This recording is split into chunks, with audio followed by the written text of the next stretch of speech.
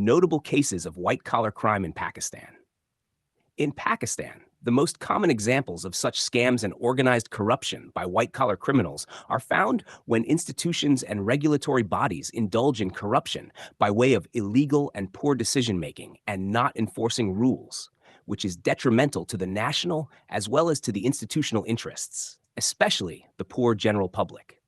Such illegal and poor decision-making and failure on the part of public institutions can be seen and traced in the scandals like the National Insurance Corporation Limited, NICL, scam, Punjab Bank scandal, the Rental Power Projects, RPPs, Independent Power Producers, IPPs, Forex scam, double Shah scam, land and property scams, sometimes on behest of political elite and political patronage, Modarba scams, etc., where the top decision-making apparatus allegedly took decisions resulting in billions of rupees worth loss to these organizations, the general public, and the national exchequer.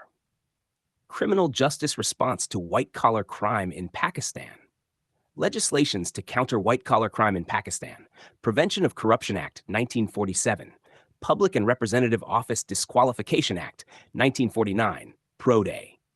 Elective Bodies Disqualification Order 1959, EBDO, Pakistan Criminal Law Amendment Act 1958, Ehtisab Act 1996, repealed, National Accountability Bureau Ordinance 1999, other related laws, Pakistan Penal Code 1860, Criminal Procedure Code 1898, Income Tax Act, Customs Act, Recovery of Loan Ordinance. The curbing of white-collar crimes and accountability of the criminals. Efforts are being made through an elaborate set of laws, rules, and institutions, both at the federal and provincial levels. The Federal Investigation Agency, FIA, and the National Accountability Bureau, NAB, are dealing with white-collar crimes at the federal level, and in the provinces, the anti-corruption establishments are functioning to investigate and prosecute the white-collar criminals. The main anti-corruption laws include the National Accountability Bureau Ordinance, 1999, the Federal Investigation Agency Act, FIA, 1975, Anti-Corruption Establishment Act, 1961, the Anti-Corruption Establishment Act, 1961, the Prevention of Corruption Act, PCA, 1947, and the Pakistan Penal Code, PPC, 1860. The latest law, NAB 1999, established the National Accountability Bureau with wide powers. Additionally, special courts were also established under the NAB 1999 with the prime motive to provide speedy justice in corruption white-collar crimes cases, which are operating under the respective high courts. Federal Investigation Agency. In Pakistan, the FIA and NAB are the agencies responsible for prosecuting white-collar criminals. The conviction rate at the FIA is 6.6%. Till 2004, the primary role of FIA was to investigate the cases of corruption and white-collar crime. In 2004, the government transferred anti-corruption and economic crime functions to the NAB. Pakistan Penal Code, 1860.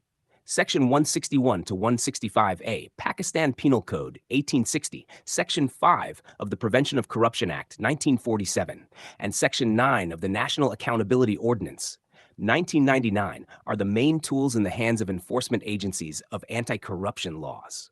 The Provincial Anti-Corruption Establishment uses the first two sets of laws, while the National Accountability Bureau uses the third set of laws. Section 161, PPC, Public Servant taking gratification other than legal remuneration in respect of an official act. Section 162, PPC, taking gratification in order by corrupt or illegal means to influence public servant. Section 163 PPC, taking gratification for exercise of personal influence with public servant. Section 164 PPC, punishment for abetment by public servant of offenses defined in Section 162 or 1163. Section 165 PPC, public servant obtaining valuable thing without consideration from person concerned in proceeding or business transacted by such public servant. Section 165A, punishment for abetment of offenses defined in Sections 161 and 165.